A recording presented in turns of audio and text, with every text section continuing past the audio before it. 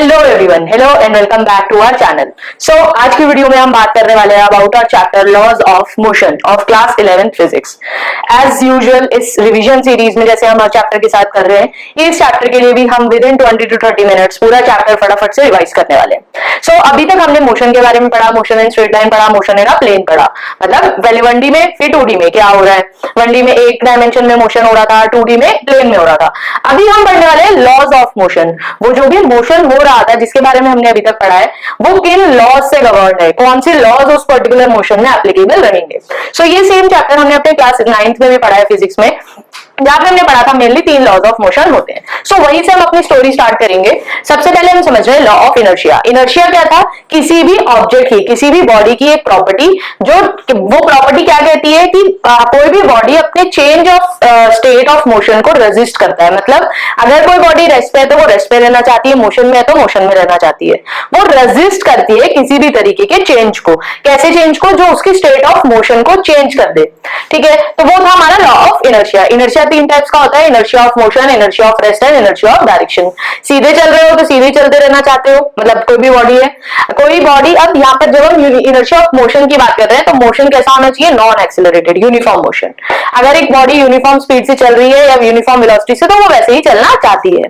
ठीक, उसके बाद हमने क्वांटिटी पढ़ी है मोमेंटम। मोमेंटम हमें क्या बताता है? बेसिकली ये क्वांटिफाई करके बताता है कि किसी भी ऑब्जेक्ट में, किसी भी बॉडी में कितना टोटल मोशन कंटेन्ड है। जैसे कैलकुलेट कैसे करेंगे? मैथमेटिकल इक्वेशन क्या है मोमेंटम की? P is equal to m into v। अब हमने 3 ग्राफ देखे थे, 3 ग्राफ कैसे बन रहे हैं? P is equal to m v आपके पास फॉर्मूला है। तीनों चीजों को एक एक बार कांस्टेंट कर दो। जैसे अगर मास कांस्टेंट है तो मोमेंटम और वेलोसिटी का स्ट्रेट लाइन ग्राफ होगा पासिंग थ्रू रीजन। सेकंड, अगर वेलोसिटी कांस्टेंट है तो भी सेम ग्राफ होगा। सबसे इंपॉर्टेंट एंड सबसे डिफरेंट ग्राफ जो है वो कब है? जब मोमेंटम कांस्टेंट है। मोमेंटम कांस्टेंट है तो मास इनवर्सली प्रोपोर्शनल होगा वेलोसिटी के। दैट मींस मास और वेलोसिटी के बीच में एंगल ग्राफ कैसा बनेगा? हाइपरबोला, जैसा यहाँ पे हम देख रहे हैं। अब बात करते हैं अपने 3 लॉज ऑफ मोशन की। तो फर्स्ट लॉ इनर्शिया के ऊपर बेस्ड है। फर्स्ट लॉ ऑफ मोशन क्या कहता है? Every body continues in its state of rest और of uniform motion. Uniform motion मतलब zero acceleration, constant speed in uniform motion in a straight line unless it is compelled by some external force to change that state। Basically हम ये कह रहे हैं कि जब तक हम एक्सटर्नल फोर्स नहीं लाएंगे तब तक वो ऐसे ही चलता रहेगा।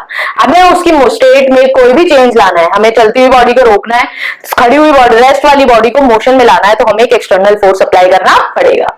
ठीक, फिर आते हैं सेकंड लॉ पे। सेकंड लॉ ऑफ मोशन क्या बोलता है कि the rate of change of momentum of a body is directly proportional to the applied force and the change takes place in the direction of applied force. जैसे 9th class तक हम क्या पढ़ते थे, सब लोगों को ये फॉर्मूला याद रहता होगा, F is equal to ma is the second law of motion, but that is that is not appropriate, थोड़ा सा इनकरेक्ट है। क्यों?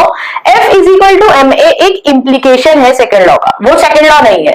सेकंड लॉ क्या कहता है कि rate of change of momentum मतलब change in momentum by change in time, जो delta p by delta t हम लिखते थे, वो किसके प्रोपोर्शनल होगा? फोर्स के। प्रोपोर्शनलिटी साइन हटाओगे, इक्वल टू का साइन लगाओगे तो ये कांस्टेंट ऑफ प्रोपोर्शनलिटी लग जाता है k।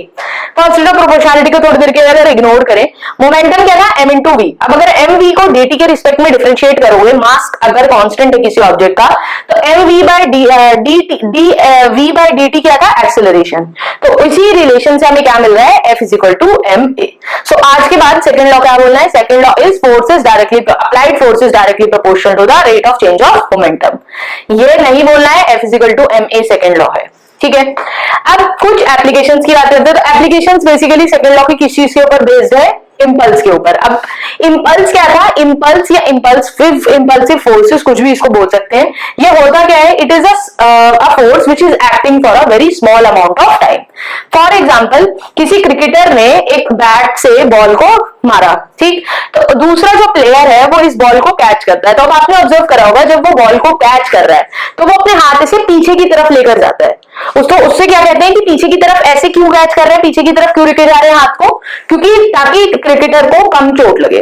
तो बेसिकली यहाँ पर इंपल्स को पहले तो डिनोट किससे कर रहे हैं? जे से।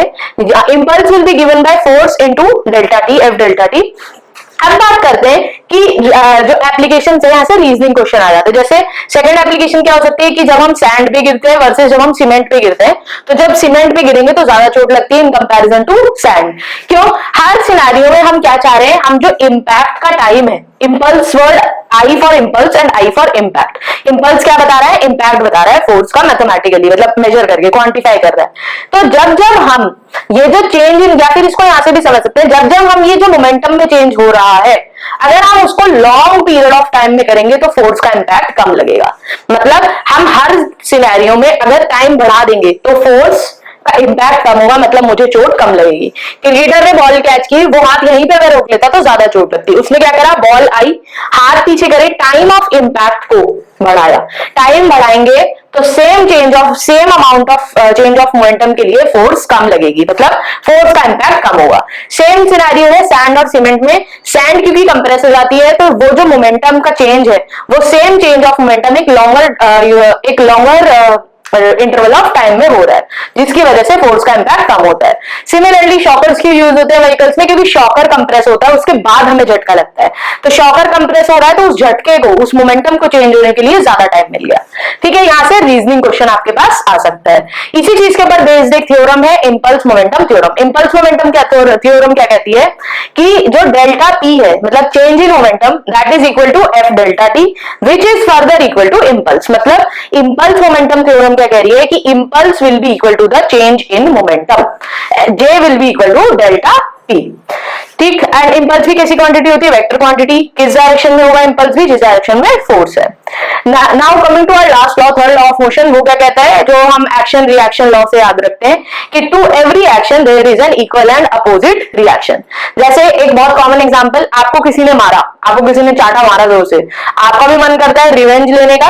तो नेचर में हर ऑब्जेक्ट, हर बॉडी, हर कोई भी चीज हो, हर चीज अपना रिवेंज चाहती है। आप उसके ऊपर फोर्स लगाओगे तो वो भी बदला लेगी, वो भी रिवेंज लेगी और आपके ऊपर फोर्स लगाएगी। जैसे अगर एक टेबल है, टेबल के ऊपर एक ऑब्जेक्ट रखा है, तो ऑब्जेक्ट हर चीज को, क्योंकि अर्थ अपनी तरफ पुल कर रहा है, तो ऑब्जेक्ट इसके ऊपर एक फोर्स एक्सर्ट करेगा, जो कि क्या होगा, इसका weight. In return, in reaction, ये जो सरफेस है ये इसके ऊपर एक नॉर्मल रिएक्शन लगाएगी, जिसको हमने आर से लिखा हुआ है। फोर्स क्योंकि वेक्टर क्वांटिटी, ये दोनों भी वेक्टर क्वांटिटी होंगी, तो आर वेक्टर और डब्ल्यू वेक्टर अगर देखोगे तो कैसा रिलेशन हो जाएगा, R vector is equal to minus W. क्यों? मैग्नीट्यूड दोनों का सेम है और डायरेक्शन दोनों की ऑपोजिट है। मैग्नीट्यूड सेम क्यों है, कैसे पता लग रहा है, क्योंकि ऑब्जेक्ट टेबल के ऊपर रखा हुआ है, ऐसा तो नहीं है उड़ रहा है हवा में, तो इसलिए मैग्नीट्यूड सेम होगा। अब बात करते हैं, जो भी चीजें हम डिस्कस करने वाले हैं आगे चैप्टर में, जो भी चीजें हम पढ़ेंगे वो सारी चीजें किसके ऊपर बेस्ड होती हैं, ऑन फ्री बॉडी डायग्राम, जिसको हम क्या बोलते हैं, FBD। फ्री बॉडी डायग्राम में हमें बेसिकली करना क्या है, जो भी आपके पास सिस्टम है, जो भी कुछ हो, जो भी चीजें हैं, जितने भी ऑब्जेक्ट हैं, सबको अलग अलग बनाना है और सब ऑब्जेक्ट्स को अलग अलग सेपरेट करो सिस्टम से। उस एक पर्टिकुलर ऑब्जेक्ट पे सारी फोर्सेस बनाओ जो जो उस पे एक्ट कर रही हैं और फोर्सेस को बैलेंस आउट करो।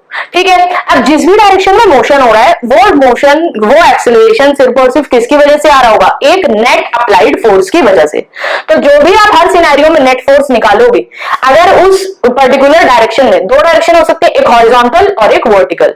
वर्टिकल में अगर कोई मोशन नहीं हो रहा, मतलब फोर्सेस बैलेंस है। अगर हॉरिजॉन्टल में मोशन हो रहा है तो जिस भी डायरेक्शन में मोशन हो रहा है उसमें जो भी फोर्स आ रही है उसको किससे इक्वेट करना है, नेट फोर्स से। नेट फोर्स किसके इक्वल हो जाएगी, जो भी मास था ऑब्जेक्ट का इनटू एक्सेलरेशन। सेम काम हम यहाँ पे कर रहे हैं, तो मैंने 4 सिनेरियो बनाए हैं, फटाफट से देख लेते हैं। मेरे पास एक M1 ऑब्जेक्ट है, इसके थ्रू एक रोप जा रही है, रोप एक पुली के ऊपर टाइड है और उसके साथ दूसरा ऑब्जेक्ट लटका हुआ है। तो कुछ इंपॉर्टेंट चीजें याद रखनी है जो यहाँ पे लिस्टेड नहीं है। क्या, जब भी कोई ऑब्जेक्ट होगा, हर ऑब्जेक्ट का एक वेट होगा डाउनवर्ड डायरेक्शन में। जब भी कोई ऑब्जेक्ट किसी सरफेस के साथ कॉन्टेक्ट में होगा तो सरफेस उस पर एक नॉर्मल रिएक्शन लगाएगी। जब भी कहीं पर भी रोप होगी तो रोप में हमेशा एक टेंशन आएगी। ठीक, एंड जब भी कोई ऑब्जेक्ट, दो ऑब्जेक्ट आपस में कांटेक्ट में होंगे तो वहां पर वो दोनों एक दूसरे पर एक कांटेक्ट फोर्स लगाएंगे। ठीक, कमिंग बैक, जैसे अगर आप M1 की FBD बनाओगे तो M1 पे अभी सिर्फ कौन कौन से फोर्स एक्ट कर रहे हैं, एक M1 का वेट होगा नीचे की साइड, ऊपर की साइड में एक रिएक्शन होगा और एक टेंशन एक्ट कर रही है। और M1 आप देखोगे तो टुवर्ड्स राइट ही जा रहा होगा। क्यों? क्योंकि पूरा सिस्टम ऐसे नीचे की ओर जाएगा। तो T, इसमें T किसके इक्वल होगी, एक इक्वेशन आपको M1 से मिलेगी, दूसरी M2 से। तो M1 से इक्वेशन क्या मिलेगी, T is equal to M1A। Similarly जब आपने M2 वहां पे लटका हुआ है, M2 पे कौन कौन सी फोर्स है, दो फोर्सेज है, एक M2 का वेट नीचे नीचे की साइड और एक टेंशन ऊपर की साइड जिसको ऊपर खींच रही है। सो M2 के लिए इक्वेशन क्या बन जाएगी, M2G माइनस टी। M2G क्या है इसका weight, minus T is equal to M2A। तो ये M2A और M1A क्या है, जो भी आपकी नेट फोर्स M1 और M2 पे लग रही है। ठीक है, एक बात हमेशा याद रखनी है, very very very important point and most important point, कभी भी कंफ्यूजन हो कि टेंशन किस डायरेक्शन में लगती है। Tension will always pull the system and normal reaction will always push the system, ये बात याद रखनी है अपने को। ठीक है, एंड नॉर्मल रिएक्शन, नॉर्मल क्यों बोल रहे हैं, normal reaction will always be perpendicular to the surface. ठीक है, सेकंड सिनेरियो, अगर इंक्लाइंड प्लेन पे दो ऑब्जेक्ट रखे हैं, तो मैंने आपके लिए यहाँ पे इक्वेशन बना के आपको दिखाई है। करना क्या है, वीडियो को पॉज करना है, एफवीडी बनाकर देखनी है और फिर अपनी इक्वेशन को क्रॉस चेक करना है कि यही सेम इक्वेशन हम बना पा रहे हैं या नहीं। तीसरा सिनेरियो आपको कॉन्टैक्ट फोर्स वाला सिनेरियो है।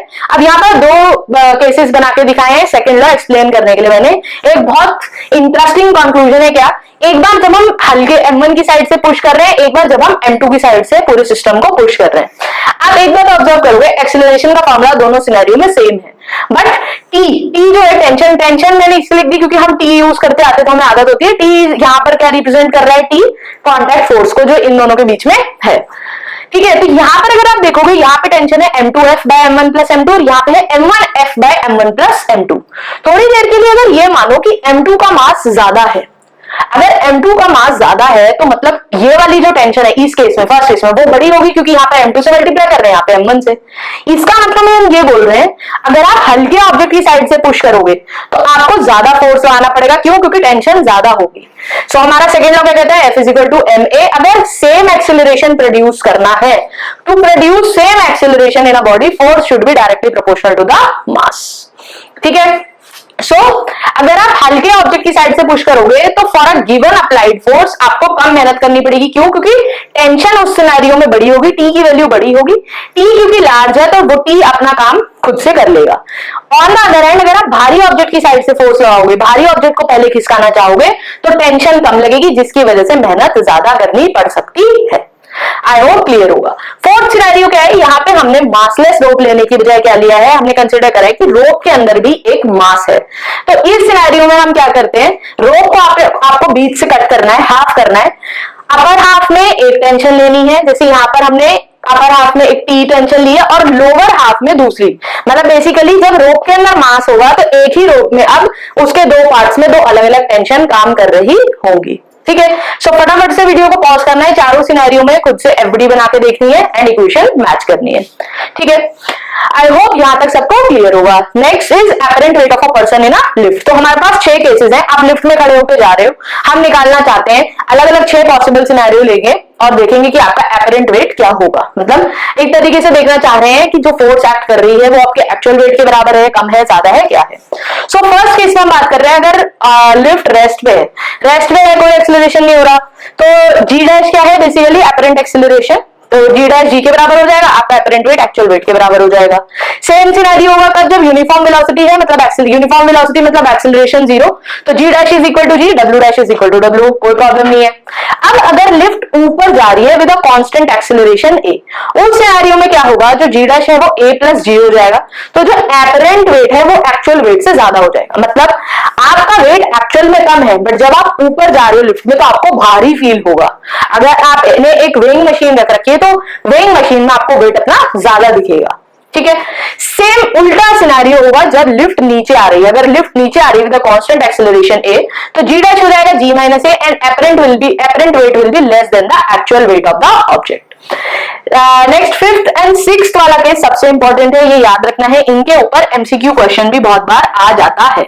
अगर फ्रीली फॉल हो रही है लिफ्ट, मतलब लिफ्ट एक रोप या किसी रस्सी से चलती है, अगर किसी ने ऊपर से जाकर रस्सी काट दी और लिफ्ट फ्री फॉल हो रही है, लिफ्ट फ्रीली फॉल हो रही है, मतलब लिफ्ट कितने एक्सेलरेशन से नीचे आ रही होगी, जी से। ठीक है, ये कौन सा सिनेरियो हो सकता है कि लिफ्ट नीचे आ रही है with a constant acceleration equal to acceleration due to gravity.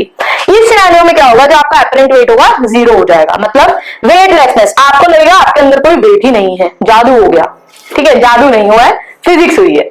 Last scenario is जब आपकी जो लिफ्ट है, हम नीचे लेकर आ रहे हैं with acceleration which is greater than acceleration due to gravity.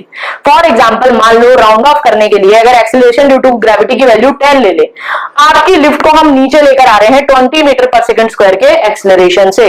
अगर एक्सेलरेशन बढ़ा होगा जी से, तो वेट कैसा हो जाएगा? Apparent wait negative.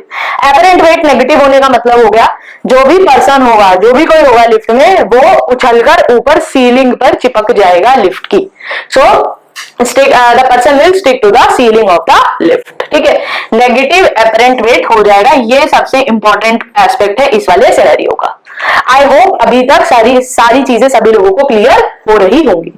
Next topic है हमारा फ्रिक्शन। तो फ्रिक्शन फोर्स आपने पढ़ा है, फ्रिक्शन क्या होता है, बचपन में भी पढ़ा है कि फ्रिक्शन कब लगता है? Basically due to irregularities of the surface. जो भी कोई रफ सरफेस अगर होगी उसमें कुछ इरेगुलरिटीज होती है, तो इंटरलॉकिंग हो जाती है between the surface and the object, जिसकी वजह से एक अपोजिंग फोर्स लगता है। किसके अपोजिंग? मोशन के अपोजिंग एक फोर्स लगता है, जिसको कहते हैं फ्रिक्शन।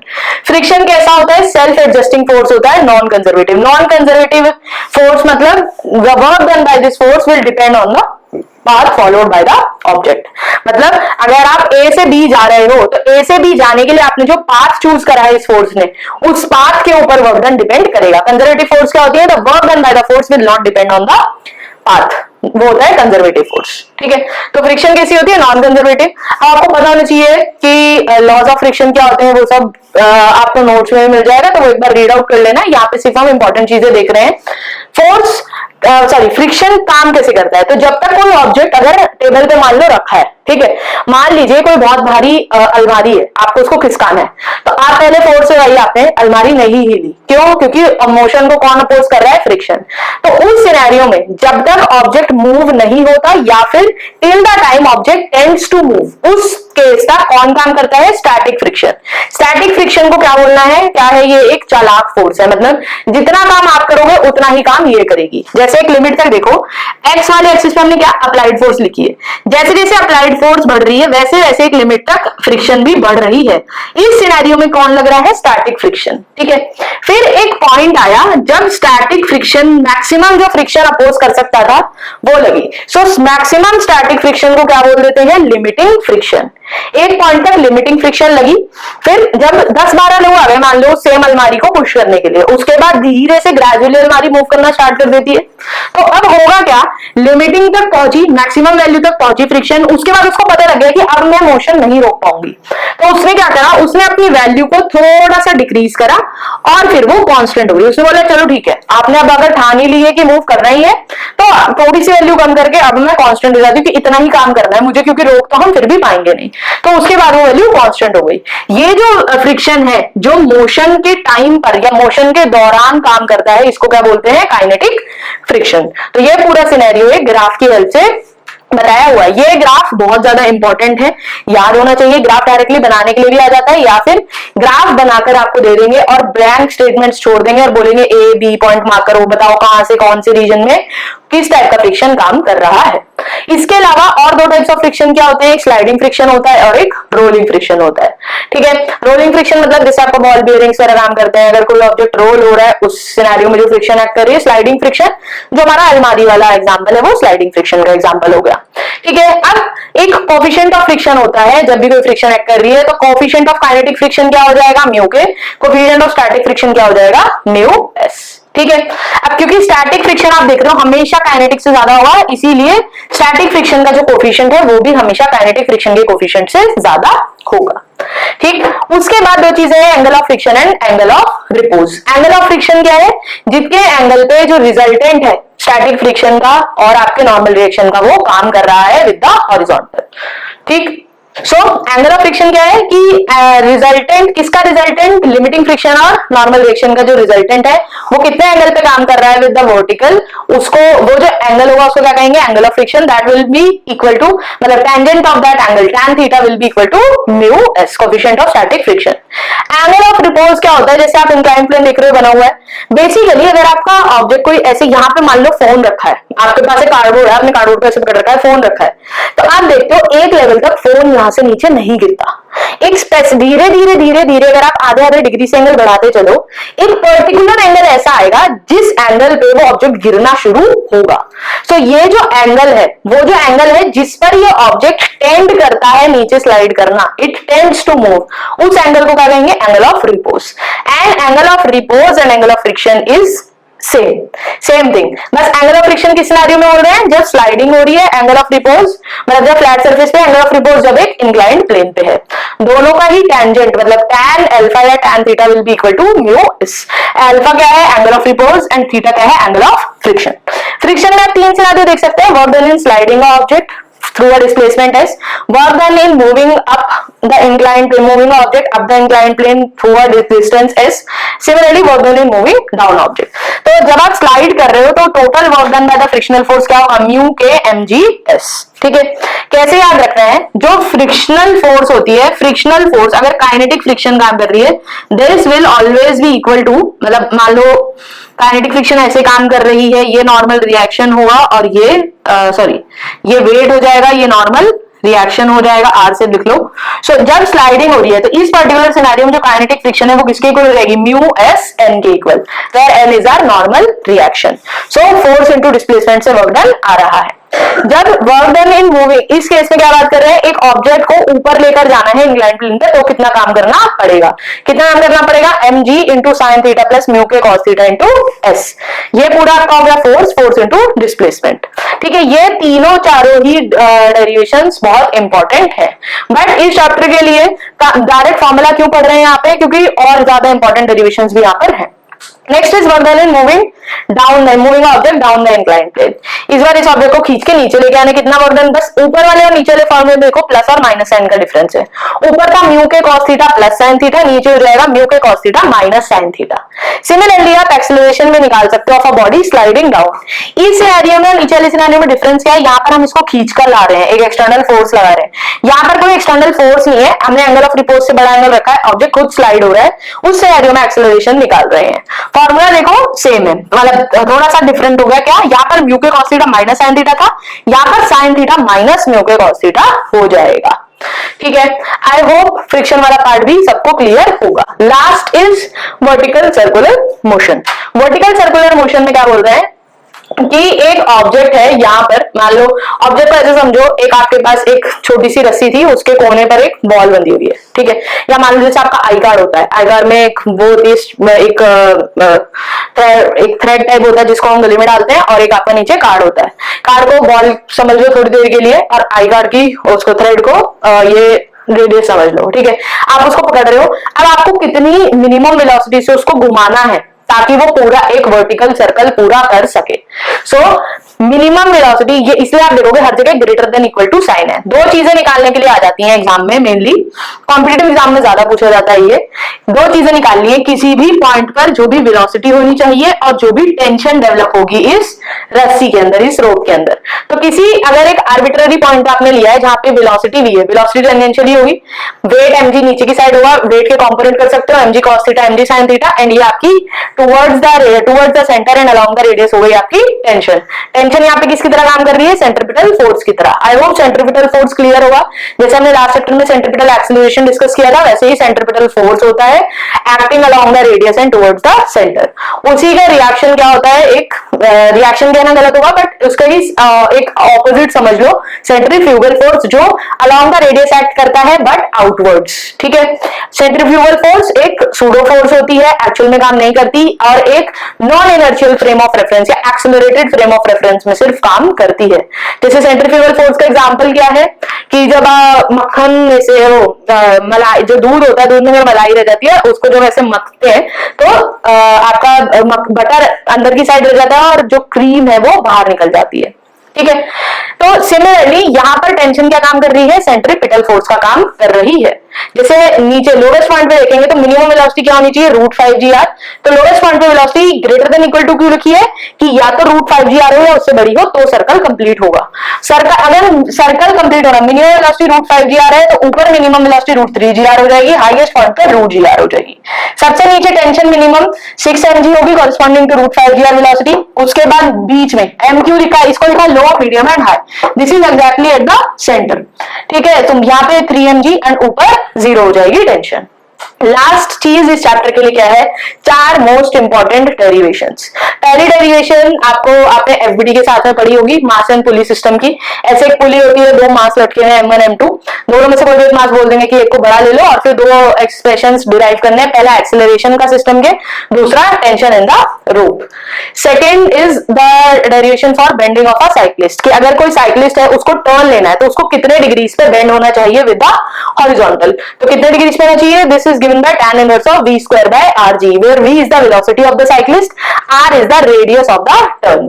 सेफ टर्न के लिए इस फॉर्मूले के अकॉर्डिंग क्या हमें दिखाई दे रहा है कि थीटा छोटा होना चाहिए, बेंडिंग कम से कम हो, स्पीड कम होनी चाहिए और बड़े रेडियस का हमें टर्न लेना चाहिए for safe turn, for safely turning a cycle.